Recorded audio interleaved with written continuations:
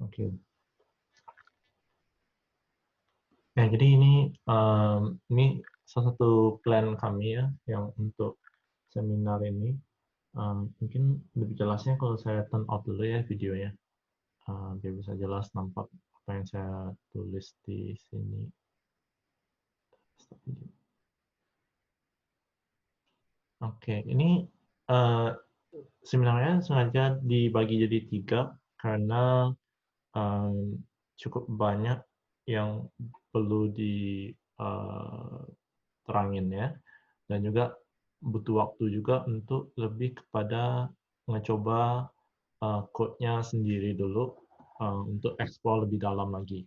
Ya, jadi kalau di dalam seminar gitu aja kita 3 jam gitu nampaknya uh, um, pemasukannya nggak gitu bagus ya, nggak gitu lengkap, dan nggak bisa lebih dalam ya. Jadi bagusan kita uh, nge-share-nya stage by stage. Jadi mulai dari introduction-nya dulu, kasih lihat gimana cara apa ini code-nya, kenapa pakai code ini, dan gimana cara struktur code-nya, kerjanya gimana, gimana React sama Node.js-nya bisa komunikasi, dan dari Node-nya komunikasi ke database. Ya. Jadi ini dulu. Terus sudah itu, dengan mengertinya gimana cara struktur code-nya, untuk minggu depan kita melanjut ke buat fitur baru ke sistem yang kita sudah kerjain ini. Ya. Jadi ini dengan adanya fitur baru berarti bisa kayak gimana cara nambah uh, mungkin table baru atau kolom baru di database-nya, terus sudah itu dijadiin diekspos ke controller atau buat modelnya di Node.js, terus sudah itu tarik datanya ke React. Ya. Jadi ini terus gimana cara melakukan uh, uh, perubahan di database-nya secara industri practice ya. Industri practice ini lebih mengarah ke database migration process. Ntar saya bisa terangkan apa maksudnya itu. Karena kalau kebanyakannya mungkin dari sekolah nggak itu diajarin, jadi lebih kepada kayak um, ubah table di localhost kamu, terus share table-nya ke teman gitu kan. Tapi itu biasanya agak lebih risky ya. Jadi biasanya bagusan ada database migration flow-nya dan gimana cara menggunakannya. Ya. Dan itu yang ketiganya, um, oh oh ya ini maksudnya lebih pada kayak ini apa yang saya bakal buat, ini new features-nya, ini bakal saya yang kerjain kan. Jadi kayak saya bakal go through gimana cara nambahinnya. Terus yang ketiga ini gimana cara untuk kamu yang di yang attend seminar ini, gimana cara kamu untuk nambahin fitur kamu sendiri. Jadi kayak kita bisa brainstorm idenya apa yang bisa ditambahin yang gampang dan nggak gitu sulit banget dan bisa dikerjain sama-sama. Terus sudah itu push code-nya ke GitHub repo-nya. Jadi kita bisa code review perubahan code-nya, terus kalau sudah oke, dan itu bakal di merge punya fitur barunya. Jadi ini mungkin salah satu yang bisa dipelajari juga adalah flow di mana kayak mau contribute ke open source code ya, dan juga gimana cara uh, ya pokoknya ujungnya adalah uh, dari akhir seminar ini kalau kamu ikutin semuanya, kamu bakal ada kayak jadi contributor list-nya di satu project open source kayak yang Auster ini, yang kami kita bakal gunain untuk seminar ini. Jadi jadi untuk seminar ini kita bakal menggunakan project yang namanya Auster. Bentar ya. Ya, jadi saya kasih lihat dulu gimana bentuknya. Um, ini secara singkatnya ini lebih pada kayak untuk manage uh, uang, keluar masuk uang, uh, dan gimana uh, gimana caranya untuk record pengeluaran kita atau pendapatan kita secara pribadi di satu sistem yang gampang lah, secara gampang. Jadi ini secara daripada kita buat kayak aplikasi yang simple banget kayak to-do list gitu. Saya rasa ini lebih kompleks sedikit, juga nggak terlalu besar sekali skopnya. Cuma ada beberapa elemen yang bisa langsung kita gunakan dan pelajari lebih dalam lagi dengan apa yang kita bakal pelajari di sini. Ya, jadi ini lebih kepada kayak gimana cara kayak nge-track-nya berapa gitu pengeluaran pendapatan, dan bisa di grup dalam 1 bulan, dan ya jadi kayak per bulan gitu. Jadi grupnya kayak gitu. Ya. Dan ini kita bakal gunain yang di localhost ya. Jadi kalau kita ikutin apa yang kita sudah yang saya sudah terapkan di sini, yang di Imagineland webinar page ini, kalau diikutin ini semuanya, waktu kita jalanin ini, yang run dev ini, bakal dapat website localhost 4020 ini bakal kebuka. Ya. Jadi dari sini ntar kita bisa kasih lihat kalau gimana kayak kita perubahan code-nya langsung bisa ke-update. Oke, ya, let's not pakai ini. Ya. Jadi ini dulu ya. Untuk sementara ini ada pertanyaan kah? Apa yang kita bakal kerjain dan apa yang bakal kita pelajari sistemnya berdasarkan code yang ada di sini. Ya.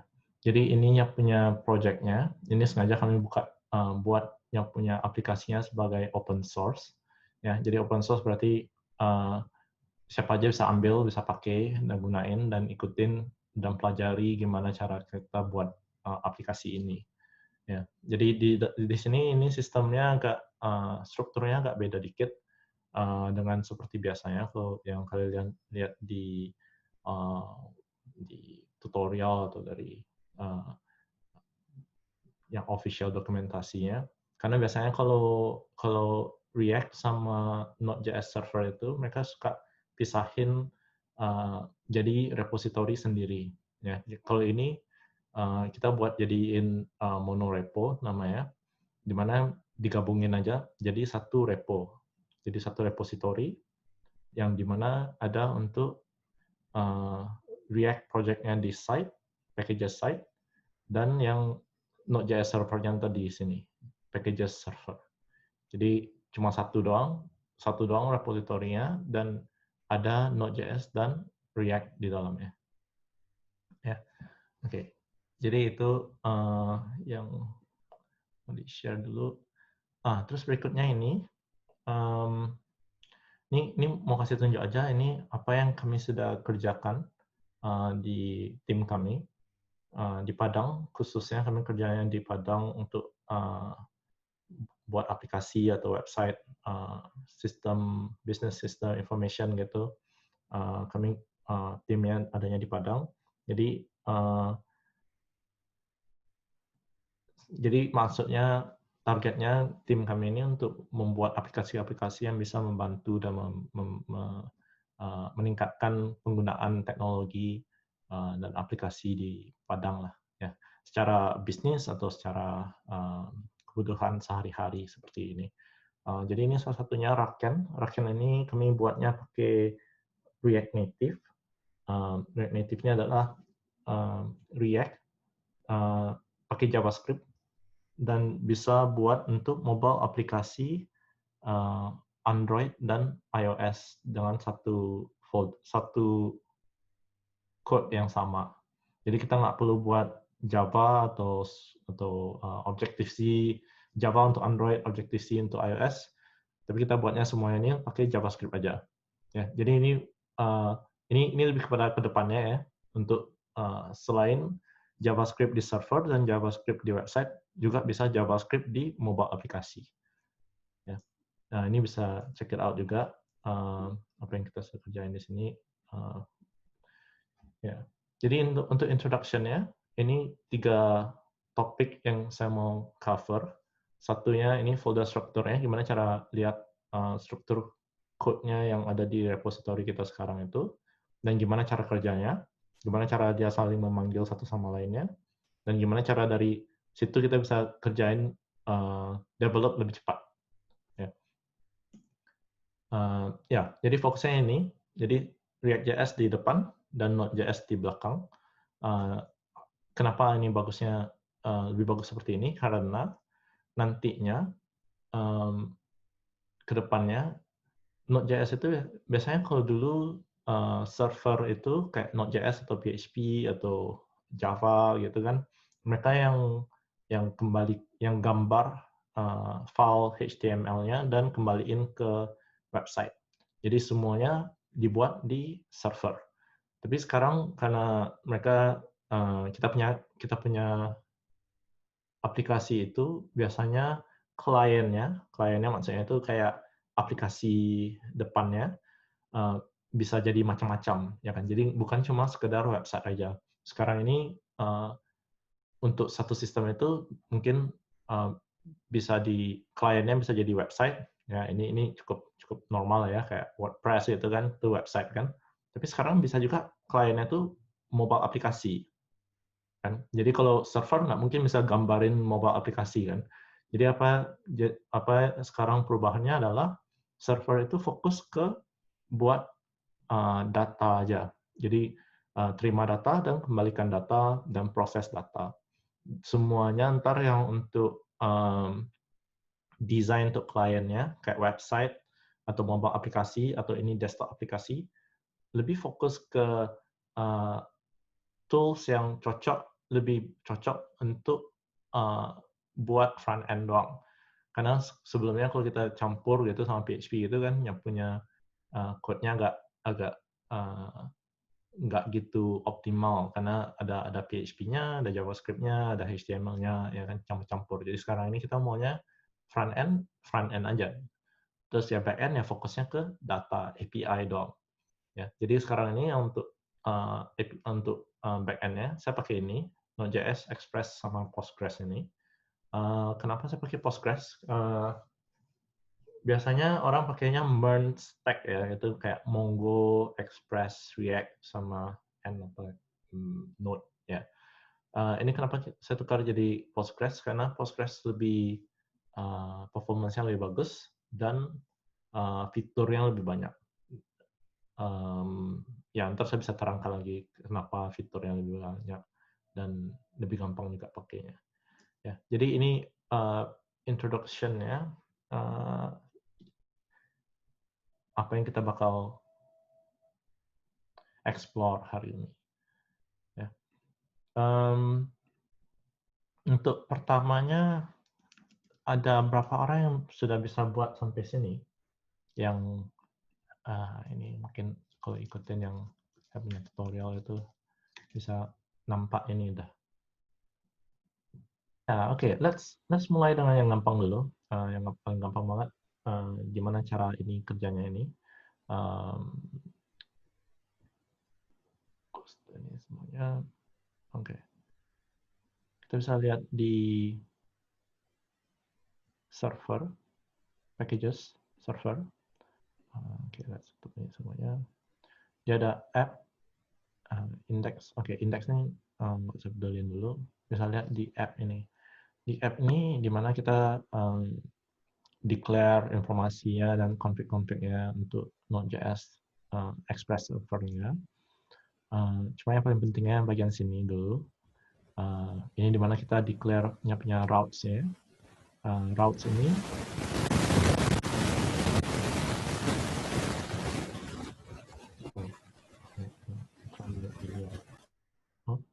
oke. Ya, yang routes ini kita link sekarang ini di yang punya controllers.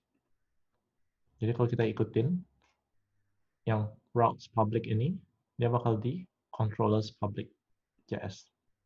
Ya, ya jadi namanya cukup gampang diikutin ya. Jadi untuk gimana cara kita bilang, gimana cara bilang kayak ini public time itu bakal masuk ke function yang mana? Kita bisa lihat nama paling awalnya dulu. Jadi ini public kan. public bakal masuk ke public sini, terus ini time bakal masuk ke time, ya. Jadi dia masuk sini. Oke. Ya, jadi makanya ini untuk cara Express server masukin nge-link yang punya controller sama route-nya, HTTP route-nya. Ini yang punya REST API. Dan bisa perhatikan juga ini pakai GET. Jadi kalau ini GET, karena ini kan selalu GET nih, GET HTTP ya. Jadi kalau kita lihat yang punya network-nya, kita panggil ini, bakal nampak ini adalah GET. Berarti kalau kita ubah ini jadi post, dan kita coba lagi, dia bakal nggak ketemu. Ya. Jadi ini salah satu yang perlu diperhatikan. Kalau GET, dia bakal masuk ke GET. Ya. Jadi kembali lagi. Dan ini penting nantinya karena ntar di record apa yang waktu kita masukin record kita, transaksinya bakal ada post, put, dan delete. Ya. Post bakal sama, put dan delete bakal sama bentuknya, URL-nya, cuma yang perbedaannya adalah di HTTP type-nya, request method-nya. Ya. Ya, jadi seperti itu. Gimana cara Express.js untuk bisa nge-link controller route dan yang punya HTTP path-nya. Oke. Ini yang paling pentingnya lah yang untuk diupdate-nya. Oke, let's do this.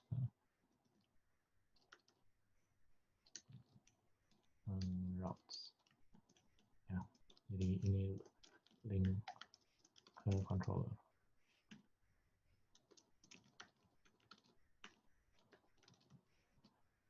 Terus yang lainnya nggak itu penting dulu. Ya. Jadi kalau kita jalan ini cuma manggil ini, dia bakal kembaliin JSON, meta, terus macam yang bisa nampak kayak ini.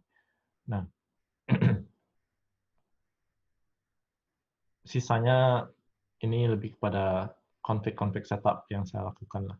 Jadi kalau coba perhatikan di database,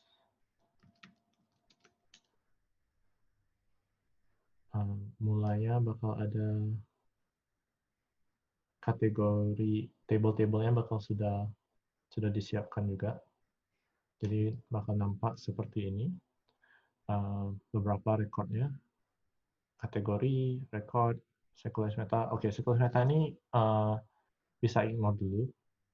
Minggu depan kita bakal go through apa gunanya. Oke, ini bisa lihat user dan nampak session juga. Ya. Oke.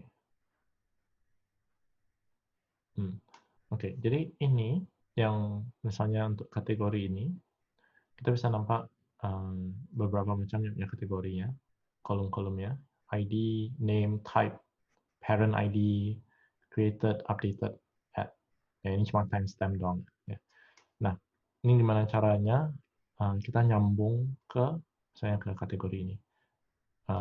Gimana cara kita kembaliin datanya ke klien, ya, karena kita kan perlu kasih informasi tentang kategori ini nanti di sini. Gimana cara sampai ke sininya? Ya. Nah, ini kalau kamu masuk ke sini, kategori ini, bakal nampak data JSON kayak gini. Kan banyak isinya. Tapi bisa dipakai ini JSON editor online. Ini untuk format kalau perlu. Jadi bisa nampak seperti apa bentuk datanya. Ya. Dan bisa nampak ini semuanya ya kategori gitu aja ya, informasinya cuma langsung ambil dari database dan kembaliin ke klien. Gimana cara kita setup kategorinya supaya bisa langsung kembaliin ke itu? Karena kalau kamu lihat dari code-nya, ini punya controllernya ini nggak gitu banyak code-nya ya, cuma 4 line aja ya untuk ambil semua data dari table kategori dan kembaliin semuanya ya. Nah, ini kita bisa buat kayak itu karena ini ada pakai library yang namanya Sequelize. Sequelize ini lebih kepada library supaya kita nggak perlu tulis SQL query sendiri. Jadi kita cuma bilang di kategori ini ada ID, ada name, ada type, ada parent ID, ya yang created sama updated ad-nya itu biasanya Sequelize sudah tahu itu bakal selalu ada gitu. Karena itu secara best practice memang selalu kita harus ada ini created ad dan updated ad di table kita. Jadi kita tahu kapan datanya masuk di created ad dan kapan datanya diubah di updated ad ya. Nah, itu di sini kita cuma ubah datanya supaya jadi format yang kita bisa gampang terima pakai moment. Ini library juga.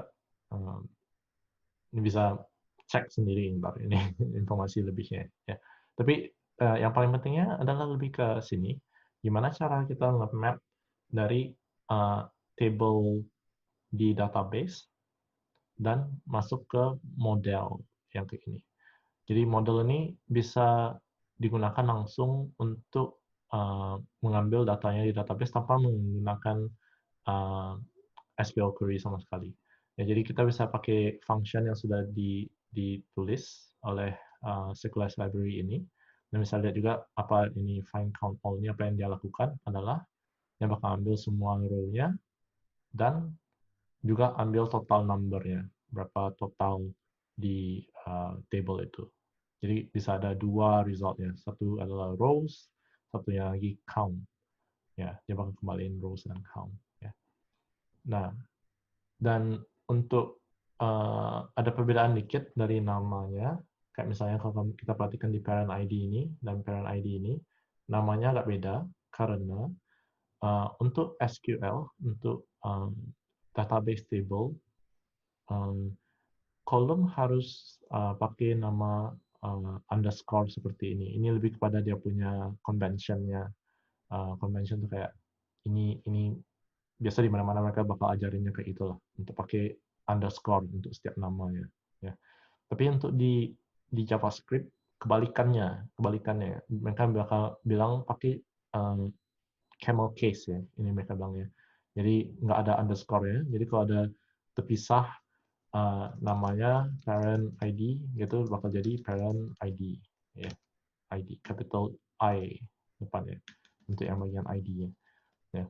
Jadi ini ada sedikit perubahan ya untuk di bagian situ ya. Makanya untuk di model ini perhatikan aja ini bakal berubah dan gimana cara untuk cocokinnya sama yang di database table-nya. Oke. So far any question? Nampaknya saya go through-nya cukup cepat. Oke.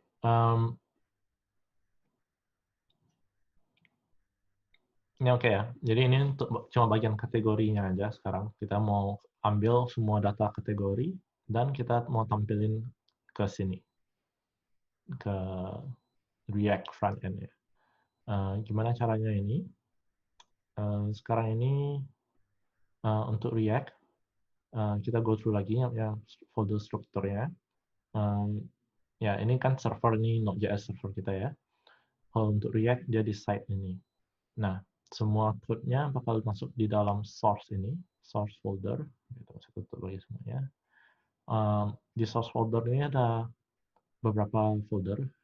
Komponen ini adalah satu jenis UI, kayak misalnya ini satu button ini bisa jadi satu komponen, atau mungkin ya kayak ini yang saya pakai ini adalah logout ya, logout button ini saya jadiin satu komponen, atau misalnya notification bar ya, jadi ini untuk bisa ada notifikasi nanti itu satu komponen juga. Jadi apa perbedaannya komponen nanti sama page? adalah komponen ini adalah sesuatu yang bisa dipakai ulang konsepnya. Kita maunya segampang mungkin kita bisa pakai ulang di mana-mana. Jadi sebagai contoh, yang link ini, kita mau bisa kita search ini link, dia bisa pakai di page ini, pakai link, dan di page ini juga bisa pakai link yang sama. Jadi kayak sangat gampang untuk dipakai ulang itu konsepnya. Ya. Oke, terus itu dulu. Jadi kita jangan begitu dalam karena banyak yang agak sulit untuk dijelasinnya sekarang ini. Config, ya config lah, konfigurasi apa aja yang kita perlu masukin. Oke, ini kita skip dulu, cuma ntar tahu aja ntar ada yang namanya hook. Page inilah yang dimana setiap page itu adalah satu page di sini ya. Kita logout dulu di sini. Jadi ini adalah session index. Ini page untuk login. Terus kalau kita klik sign up ini page untuk register adalah yang ini. Jadi dia jadi untuk setiap page itu bakal ada filenya sendiri. Dan service ini lebih kepada untuk API service. Jadi misalnya tadi yang untuk fetch kategori itu, dalam kategori ini bakal terdapat function cuma untuk ini doang. Jadi ntar untuk kita manggil data dari servernya, kita bakal ambil dari pakai functionnya aja langsung di komponennya. Terus utilities ini, ya ini cuma function-function yang gampang untuk dipakai ulang. Supaya kita nggak ulang-ulang pakai, misalnya kayak untuk format number ini, di mana kita pakainya untuk ubah nomor jadi kayak untuk nomor Indonesia gitu kan. Nomor Indonesia kan dia titik dan komanya kebalik dari bahasa Inggris punya. Jadi kita mau pakai formatnya. Ya. Oke, itu folder-foldernya.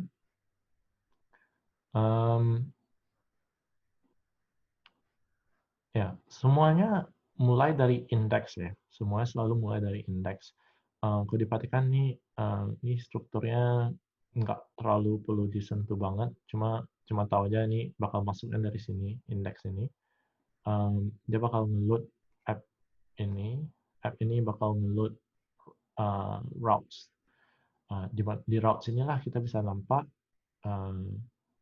gimana cara kita nge-link yang punya HTTP routes ini ke page yang mana. Ini misalnya kita mau ke register page, dia bakal di /register. Jadi /register ini bakal load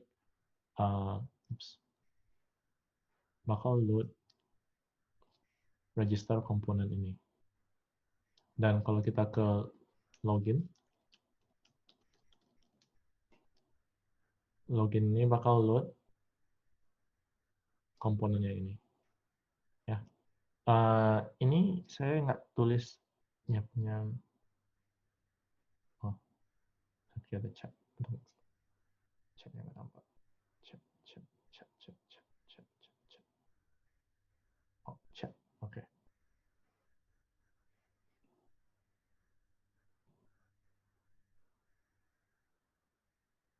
Oh, ya.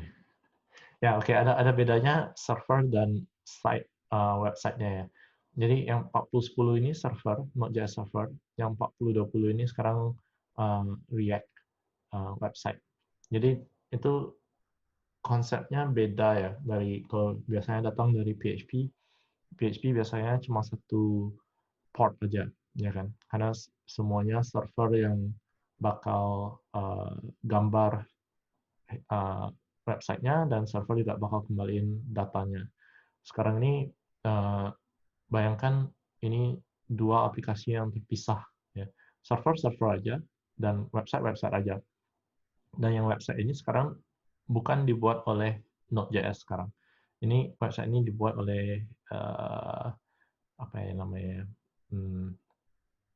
Ini ada yang namanya Webpack, tapi ini lebih mendalam lagi lah. Webpack ini gunanya adalah untuk bisa compile semua JavaScript file kita untuk jadi satu uh,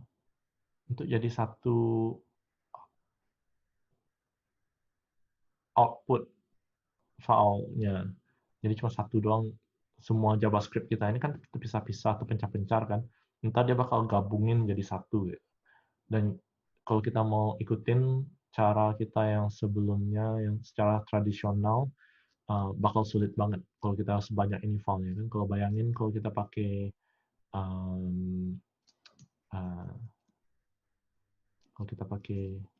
PHP, dia bakal kayak perlu kita perlu load config-nya dulu, misalnya, gitu kan. Terus sudah itu kita perlu load komponennya, mungkin link index JS, kayak gitu kan. Ya, ini konsep seperti ini sangat konsep yang lama sekali, di mana nggak ada bundler ya, compiler yang kayak Webpack ini yang menangani semua dependensi ini. Sekarang ini kalau kita lakukan secara manual seperti ini, sebetulnya kita nggak tahu kalau misalnya kita buat services di bawah sini, kita nggak tahu kalau ini yang punya urutannya benar atau enggak. Kadang mungkin di link ini sudah perlu menggunakan services API, dia bakal fail, ya kan? Nah, jadi kalau untuk pakai Webpack ini, dia langsung tahu kalau sebetulnya, oh, API ini harus duluan, gitu. Tapi ini kita nggak perlu pedulikan sama sekali. Dia langsung bisa atur semuanya dan pack semuanya dengan urutan yang benar, tergantung dengan dependensinya. Itu gunanya ntar Webpack ini, ntar kalau kamu bisa pelajari lebih dalam lagi. Ini saya nggak bakal sentuh tentang Webpack ini di sini.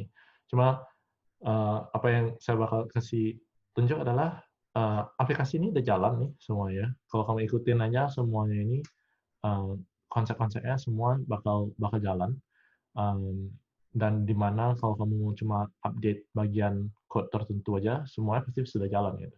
Cuma ntar untuk mempelajari lebih dalamnya kenapa itu bisa jalan, nah itu lebih kepada homework ya, PR sendiri lah, pelajari sendiri dalamnya kenapanya gitu.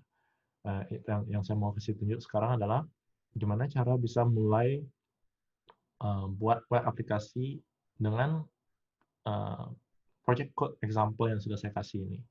Jadi apa aja yang perlu disentuhnya. Ya. Dan kalau kamu perhatikan juga di seperti ini, oke kita lanjutin lagi ya. Ini jelas nggak ya? Yang bagian port ini kenapa beda, kenapa salahnya? Oke, anyway. Ya kita lanjut lagi sebentar lagi. Ini sengaja saya kasih pisahin routes-nya karena usernya sebelum dia login, kita nggak mau dia bisa masuk ke page di mana bisa nambahin transaksi record itu. Karena sebelum usernya login, kalau dia tambahin recordnya, kita nggak tahu ini record siapa. Ya kan? Jadi kita perlu, pertama itu, yang paling penting itu adalah kita perlu tahu ya, ini record siapa. Jadi satu-satunya cara adalah kita suruh dia login, dan kita bisa nge-track informasinya untuk waktu dia buat record baru, kita bisa tahu dia login sebagai user ini, berarti recordnya itu untuk user sekian gitu. Ya. Jadi makanya di sini bisa ada kita bakal ambil routes tergantung dengan kalau dia sudah login atau belum login. Ya. Nah ini kan dia belum login kan, jadi kalau sudah itu saya login.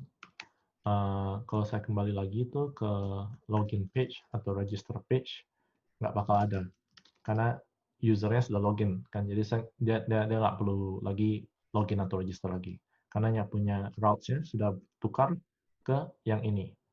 Jadi basically apa artinya route ini adalah kalau kita nggak ada kasih path-nya kalau kita nggak ada perlu kasih path seperti ini, berarti semua route yang kita bakal tulis di atas ini nggak peduli apa gitu, bakal selalu tarik kembaliin dia ke sini, ke record ini. Ini lebih kepada digunain untuk fallback ya. Biasanya orang pakainya untuk mungkin kasih full page error, page yang nggak ketemu gitu.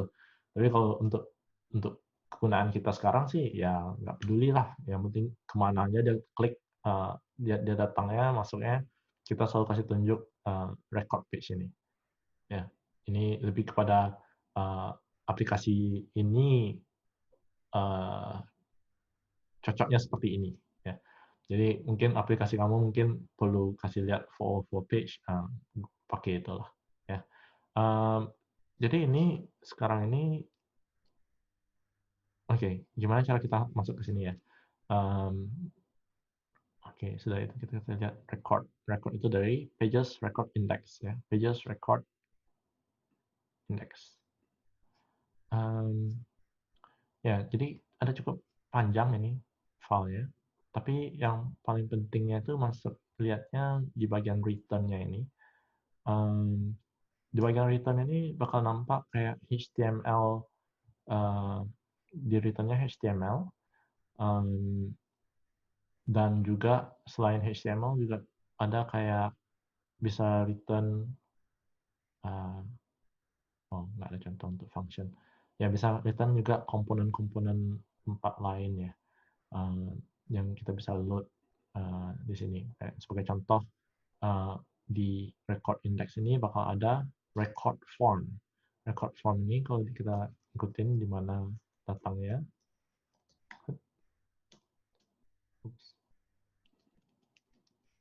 ya, kalau kita ikutin di mana datangnya, dia bakal import dari sini ./form. Kalau kamu tekan control, oh nggak bisa diklik langsung. Oke. Anyway, ./form berarti dia di sini masuk ke index. Ya. Jadi kalau kita nggak ada tulis apa belakangnya, ini biasa selalu default ke index ya. Ya, jadi ini record form. Record form apa isinya? Ya, record form isinya macam-macam lagi lah. Nah, kalau mau lihat gimana cara untuk ngecek yang mana itu code-nya, ini tambah transaksi kan? Ya, ini tambah transaksi. Ya, jadi bisa tahu, oke, ini adalah yang untuk tambah transaksi, untuk jumlah itu adalah ini, ya. Terus yang pilih kategori adalah yang ini, ya. Jadi bisa cek dari source code-nya dan coba cocokin ke UI-nya. Nah, kita basic dulu ya. Kenapa kok di JavaScript bisa ada HTML kayak gini ya? Ini nggak semua JavaScript bisa, sembarang JavaScript bisa kayak gini ya. Ini khusus karena ini kita pakai React ya. Kalau kita nggak import ini React di atasnya ini, dia bakal fail ini semuanya di bawah ini. Jadi misalnya yang komponen kayak link kayak ini kan, kalau saya cabut ini React-nya, dia bakal error. Dia bakal bilang, oh ini nggak tahu ini apa gitu. Karena ini bisa tulis HTML seperti ini karena tergantung dengan adanya React library, di mana dia tulis bisa apa namanya, compile JSX ya. Ya. Tapi ini kita nggak perlu ubah namanya jadi JSX, kita pakai JS saja. Sekarang sudah cukup lebih advance lah ya, punya compile. Mereka bisa tahu kalau ini adalah JSX. Ya. Jadi kalau mau pelajari lebih dalamnya lagi, JSX itu bisa cek di dokumentasinya React. Ya, gimana cara kerjanya. Oke. Yang saya mau kasih highlight dikit, kalau sudah pernah pakai HTML sebelumnya, pasti tahu kalau kita bakal ada class ya, class atau ID atau on submit gitu ya. Tapi ini karena ini JSX nggak sama sekali dengan HTML, dia ada sedikit perubahan. Salah satunya adalah kita nggak bisa pakai kata class di sini. Kenapa kita nggak bisa? Karena class ini adalah JavaScript punya reserve keyword ya. Di JavaScript itu kalau kita tulis class, dia bakal pikir maksud kamu ini gitu, kelas car buat kelas objek gitu ya. Jadi dia nggak bisa pakai kata class. Jadi oleh karena itu mereka perlu ubah itu jadi class name seperti ini ya. Nah, selain itu juga kalau kamu perhatikan ini on submit ya. Ini agak aneh juga ya, karena kalau biasanya kalau kita pakai HTML, on submit itu bakal bentuknya seperti ini. Ya, on submit kayak gini. Atau misalkan on click, on click, ya, on click, on click itu juga seperti ini biasanya. Tapi untuk di JSX itu on submit-nya bakal perlu ada huruf besar di S-nya dan klik juga ada perlu huruf besar di C-nya ya.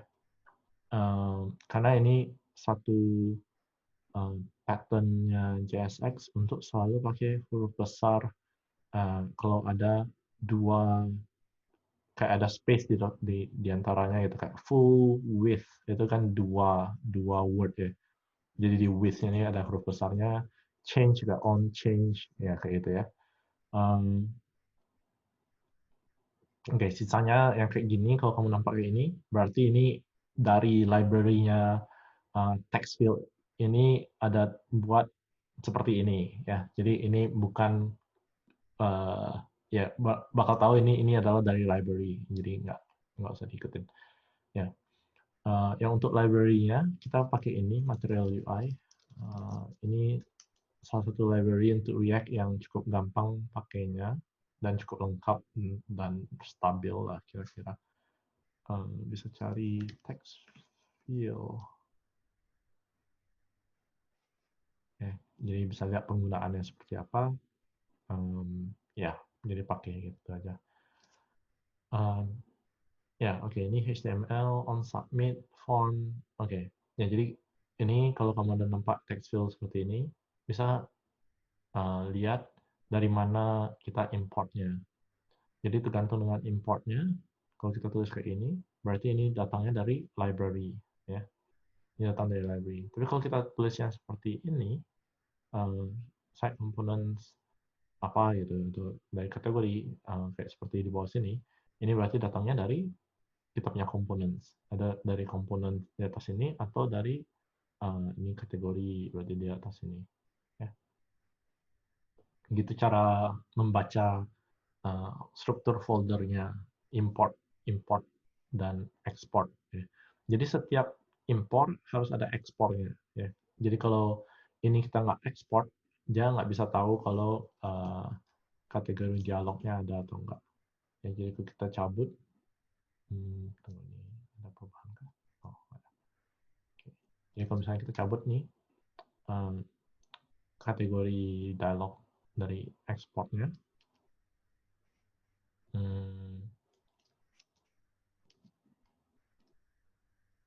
kita nggak bakal bisa import. Harusnya ada kasih nampak error. Kalau nggak error di sini, mungkin errornya di sini. Ya, dia bakal bilang error, nggak tahu itu kategori dialog itu apa gitu. Ya, dia nggak jalan. Dia bakal bilang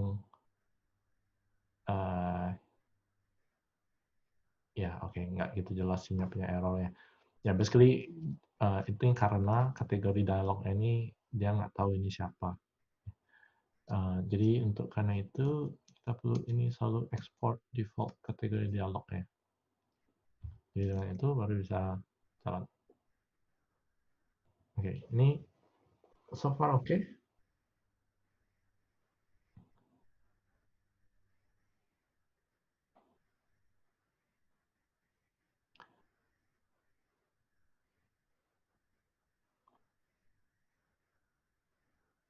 Oke.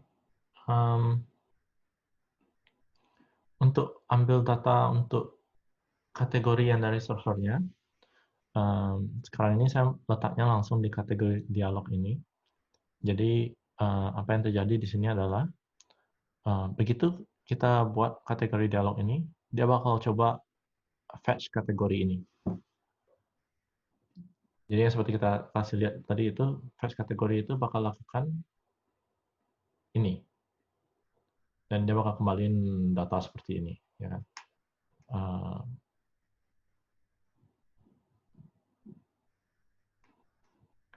Jadi kalau kita mau lihat datanya,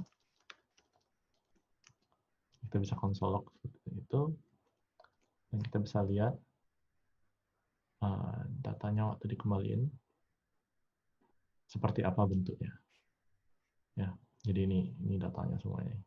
Jadi di dalam data itu ada list, ya kan? Bisa dalam data ada listnya. Oke, ini basically kita mau jadiin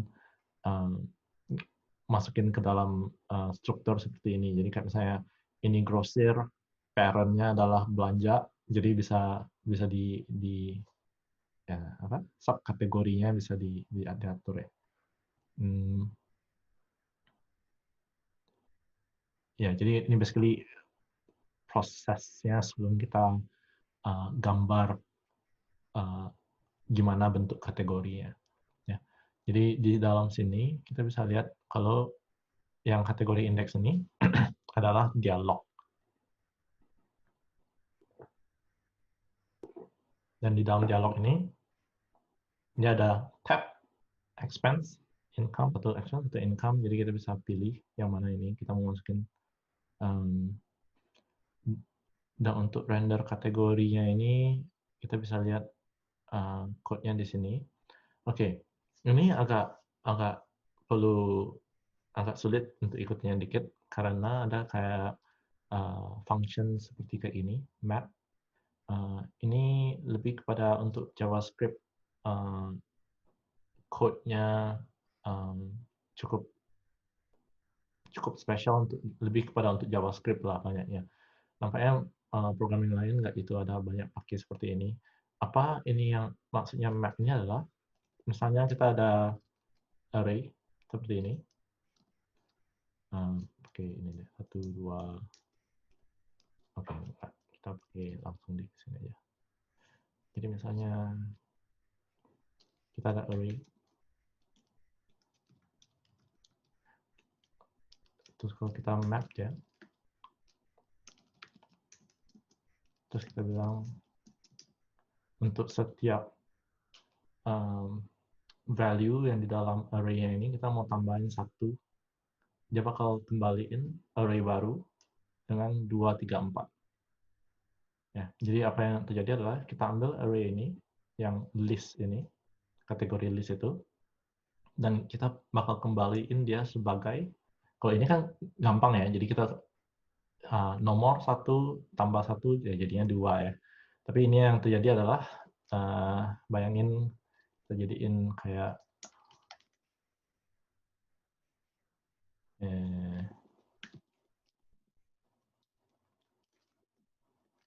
jadiin dia jadi HTML.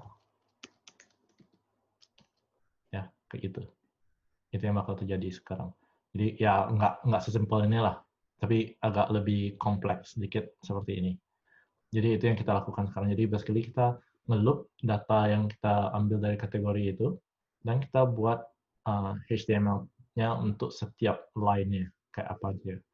Jadi ini bisa lihat seperti itu. Jadi ini bakal jadi yang seperti ini ya.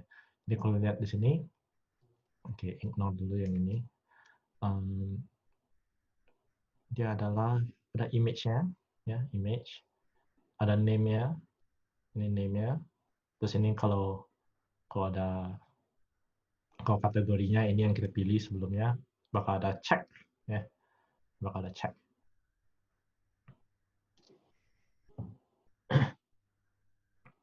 Oke,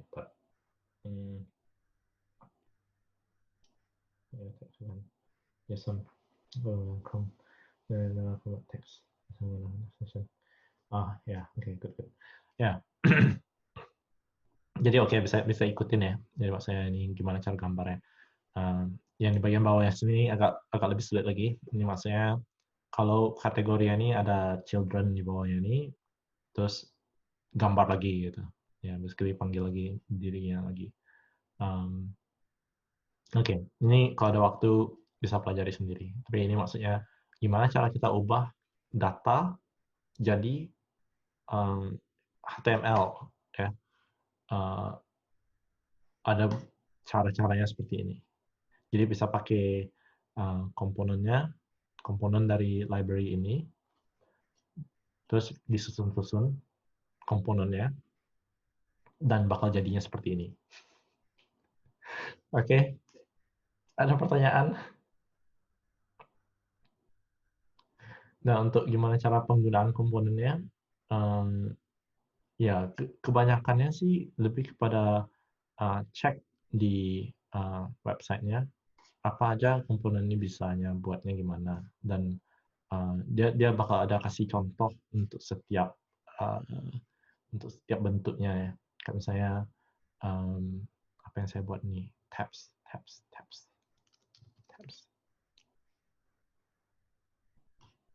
Misalnya untuk tabs, ya.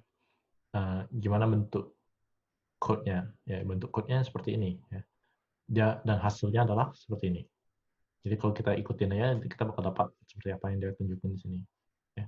Nah, dari situ kita bakal ambil itu code-nya dan kita cocokin dengan apa yang kita perlu untuk desain kita. Ya,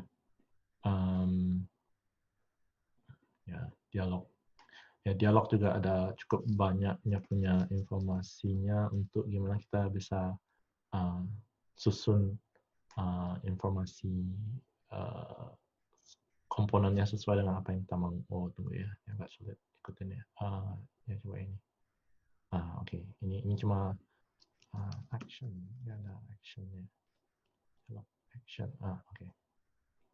Jadi yang saya punya ini ikutin dari dialog yang ada actions-nya. Ya. Jadi ada cancel dan oke di bawah sini. Jadi kita ikutin pattern yang mereka sudah kasih. Ya, kita mau tinggal susun-susun aja. Kalau ada dialog content, dialog title, ini title, ini kontennya, ini actions-nya. Ya. Ada itu masukin button atau apalah di actions-nya. Jadi ini kita coba ikutin material design punya pattern, di mana kalau action-nya sebelah kanan sini, ini button. Tapi kalau yang untuk ini agak customize dikit lah. Jadi biasanya mereka nggak langsung close seperti ini. Mereka biasanya kalau dialog itu ada buttonnya di sebelah sini, ya. Jadi sebagai contoh, kayak ini kalau kita mau hapus, ini bisa ada button di bawah sini. Batal atau confirm. Ya, kayak itu.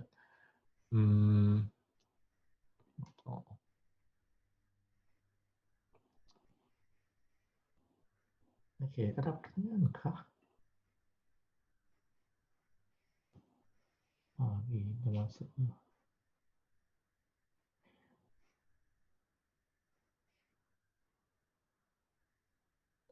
Oke, ya selain dari attendees, yang dari panelis ada pertanyaan kah? So far oke ya. Ini harusnya cukup gampang untuk yang tim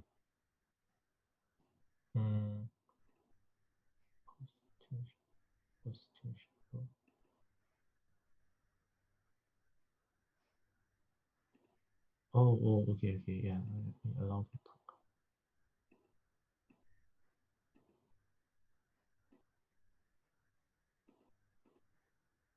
Oke, ya sekarang sudah saya allow to talk semuanya, jadi bisa unmute aja, terus kita bisa langsung ngomong aja di sini.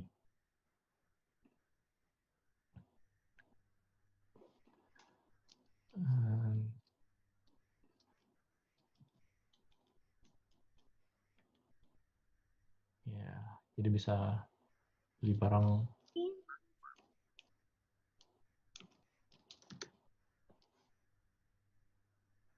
Ya, oke. Ini desainnya perlu update dikit. Oke, jadi misalnya seperti ini, kita mau update nih styling ini. Kita bisa update di styles. Untuk yang list, ini kan transaction list, record listnya.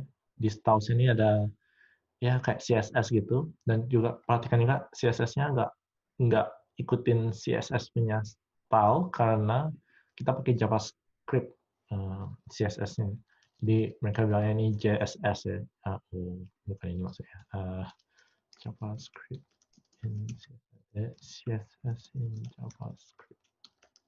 CSS. Ya, CSS in JS ya. Jadi bisa perhatikan juga dari sini gimana apa perbedaannya ya. Basically perbedaannya sintaksnya pakai JavaScript-nya, sintaks ini adalah object, dan untuk style-nya juga. Jadi misalnya ini yang di transaction node ini, misalnya ini bilangnya margin left seperti ini, ada dash, ada left. Di code-nya kita bentuknya seperti ini, pakai capital juga.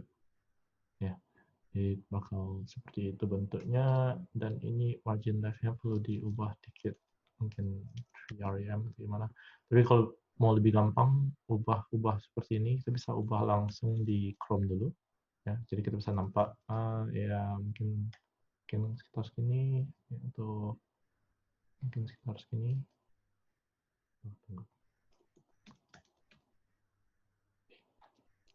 Atau apa belum ada.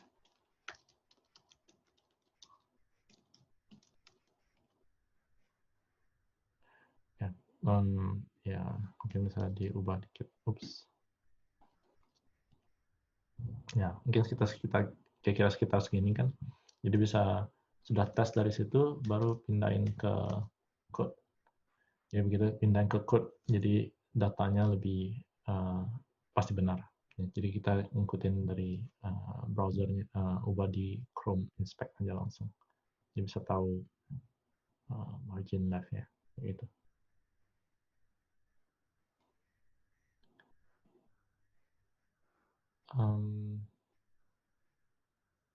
Yang ini masih belum mobile responsive, jadi desainnya masih belum bisa untuk mobile dulu. Mungkin minggu depan saya bisa kasih lihat bentuknya untuk yang mobile-nya gimana caranya.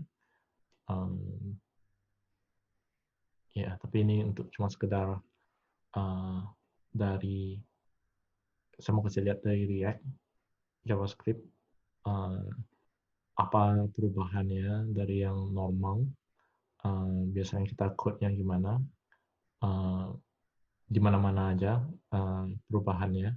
Ada page, ada komponen, ada HTML di JavaScript-nya, ada perubahan di class name-nya, di attributes-nya, dan styles-nya juga agak beda, dan gimana cara manggil data dari servernya, dan gimana cara mau cek di servernya ada data apa aja, dari endpoint apa aja, ya.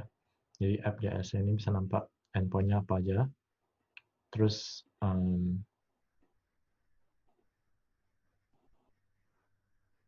perubahannya get sama post, dan perbedaannya juga. Ya, post ini biasanya untuk create new record ya untuk ke database. Kalau put biasanya untuk ubah data di database-nya, dan delete ya delete data ya. Jadi itu menggunakan REST action type-nya untuk kasih tahu apa request ini perlu lakukan, apa yang bakal terjadi ketika request ini dilakukan. Oke, ini terlalu sulitkah? Ada feedback? Ada yang coba mengartikan yang bagian record kategori, index kategori dialog, ambil data fetch kategori sini dulu aja deh untuk hari ini. Gimana? Oke kah? Ada beberapa kita punya code. Dulunya kita biasa yang desimal atau big integer ini kita langsung ubah ke integer ya. Integer berarti nomor gitu ya. Tapi itu sekarang sudah nggak diperbolehkan lagi sama library-nya. Jadi ini semuanya bakal jadi string, bakal jadi teks gitu. Nah, gimana supaya lebih gampang kita ubahnya dan handle-nya? Yang big integer-nya nggak perlu sih kita lakuin, karena big integer-nya mereka kan cuma untuk sekadar data aja ya. Jadi kayak ini 1, 2, 3, 4, 5 gitu kan. Ini cuma untuk sekedar uh, identifikasi aja. Jadi ini nggak gitu ngaruh ID seperti ini. Cuma yang bakal ngaruhnya itu seperti kayak amount seperti ini. Kalau kita nggak ubah dia jadi nomor, kayak misalnya ini saya cabut nih nomor ini, apa yang terjadi adalah misalnya ini 5.000 ini kita klik dia bakal jadi 500.000. Ini kenapa jadi 500.000? Karena um, kalau datanya kita kembaliinnya nggak jadi nomor, dia bakal kembalinya sebagai teks kan. Nah, di teks itu dia bakal seperti ini bentuknya, ya kan? Karena desimal dia 20 ya. Nah, jadi kalau dia ubah eh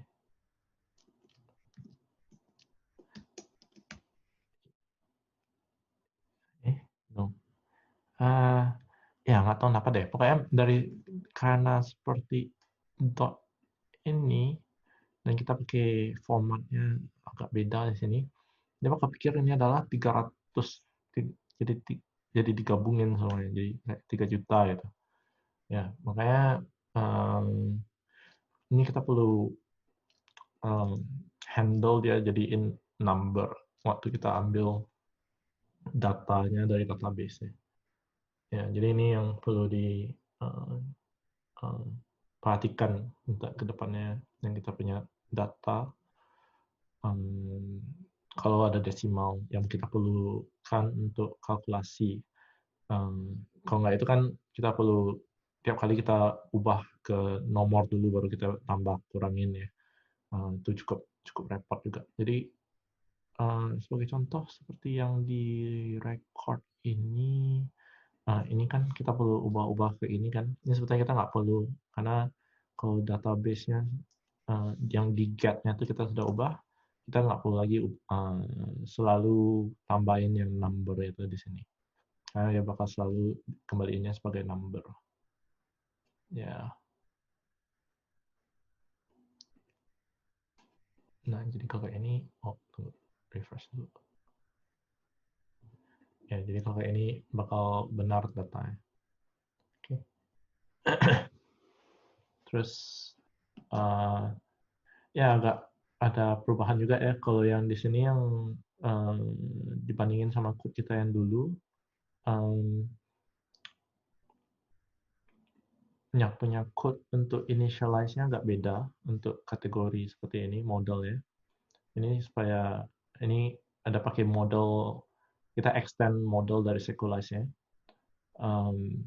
Ini lebih gampang kalau kita mulai, ya sebetulnya kalau kita mulai code seperti inilah, jadi bisa ada autocomplete-nya ya. Ini juga lebih gampang juga untuk yang baru belajar, jadi kita bisa tahu kalau kategori ini ada apa aja functionnya. Gitu. Kan bisa ada find all, find count all, find create find, atau find one. Terus sudah itu kalau sudah pilih itu bisa lihat juga apa aja bisa buat di find one-nya ini. Ya bisa ada dokumentasinya langsung gitu. Ini langsung dari library-nya itu kasih tulis. Terus di find options ini gimana caranya ya? Oh, oke. Ya, find options ini perlu cek dulu dokumentasinya gimana cara apa aja isinya. Ya, but in general ya ada sedikit perubahan di situ.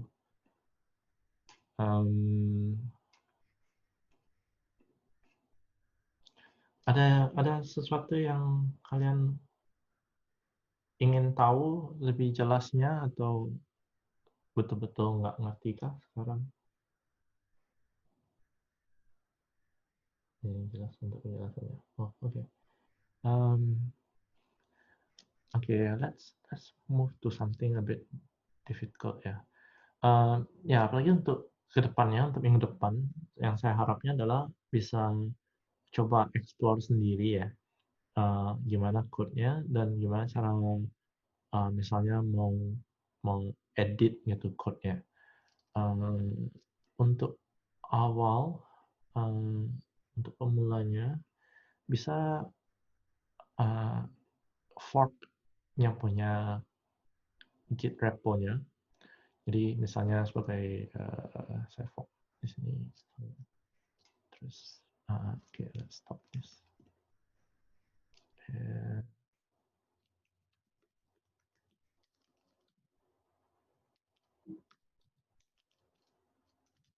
Terus sudah itu saya bisa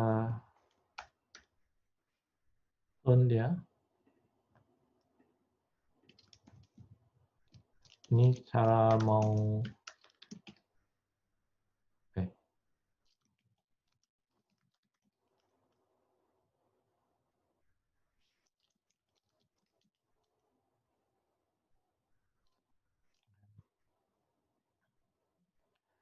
Nah, itu kita bisa get clone dari kamu punya Fox sendiri. Jadi apa yang kita mau lakukan sekarang adalah kita mau bisa kirim update ke repository original saya, ya ini, Magellan Ulster ini. Jadi kalau prosesnya, apalagi untuk open source gitu kan, ya kita perlu fork dia dulu ya. Terus jadi sebagai contoh, let's close this. Misalnya apa ya?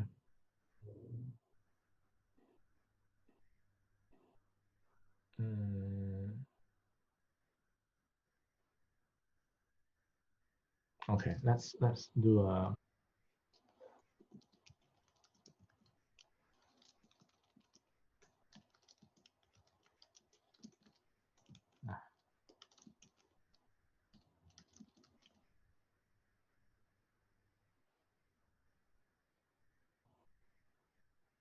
okay. Nah, apa yang kamu sudah lakukan adalah ini nambah di bounce hook langsung ke kamu punya branch, dan misalnya kita mau request, bisa bilang saya mau tambahin ini code ke yang Imagine Land Ulster. Ya, jadi ini head repository-nya, ini saya punya yang baru tadi, fork saya, dan saya mau masukin ke Imagine Land Ulster yang saya punya yang sebelum yang originalnya. Ya. Jadi waktu kita kerja pull request ini, ya bisa tambahin use inbound.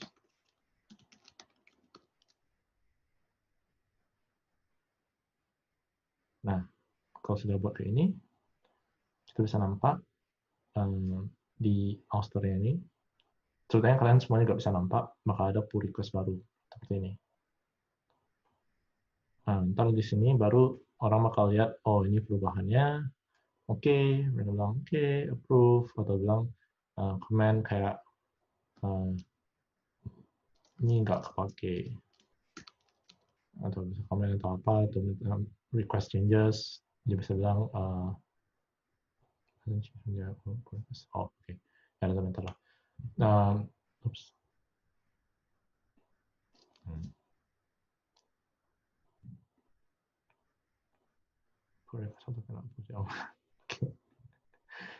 Ya, oke, cannot approve commitment. Oke.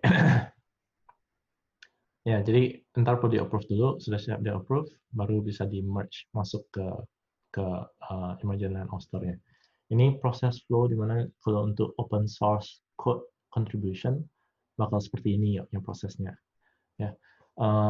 Dan kalau bisa coba kalau ada nampak sesuatu yang kamu mau tambahin atau mau ubah, boleh buat seperti ini. Atau kalau mau pelajari lebih dalam aja, ntar bisa gimana ya bagusnya? Email kah? Atau Telegram kah? Fit, kita bisa buat Telegram nggak ya untuk yang ini ya, Fit ya? Kayak Telegram group untuk yang orang-orang yang tim yang untuk kerjaan seminarnya.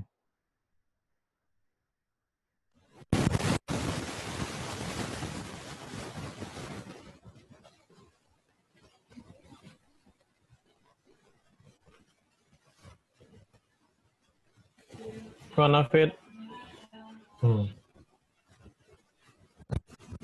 Atau Fitra mungkin bisa share Telegram aja atau gimana gitu ya. Ntar kita bisa Iya, bisa discuss di situ atau ada pertanyaan bisa jawab di situ.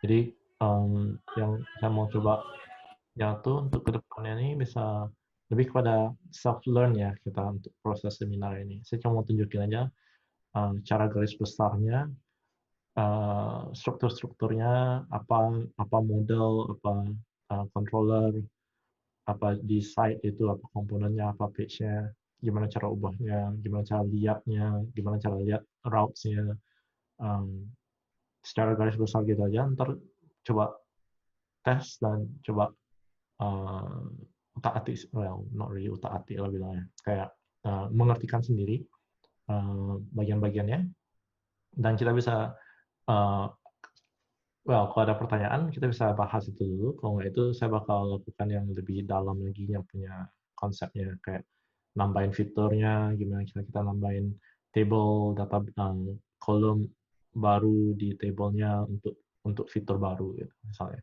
Ya, jadi ini untuk yang minggu depannya, itu yang kita bakal kerjakan. Jadi bagusnya untuk selama seminggu ini, coba um, pelajari lebih dalam dulu, biar bisa ngikutin lebih gampang. Oke? Okay?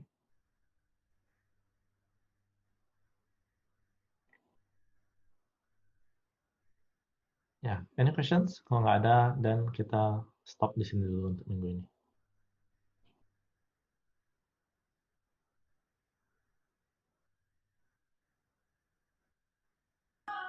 yang untuk grup Telegram gimana Pak? Bisa coba uh, tambahin aja, buat satu Telegram group mungkin fit, terus setelah itu kita tambahin semuanya yang di seminarnya. Jadi sebenarnya bisa ada kayak question answer-nya gitu, untuk khusus cuma untuk seminarnya itu. Baik. Ya, oke, nggak ada pertanyaannya. Ya, anyway, thank you ya. Apa nih? Angga Yudi, Daniel, Lutfi, Fajri, sama Septiandri. Ya, sudah join ya. Oh, oke. Bertelegram.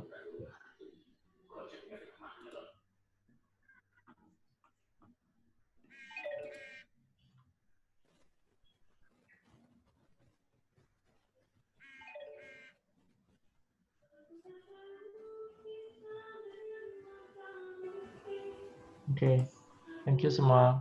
Bye-bye. Bye Pak.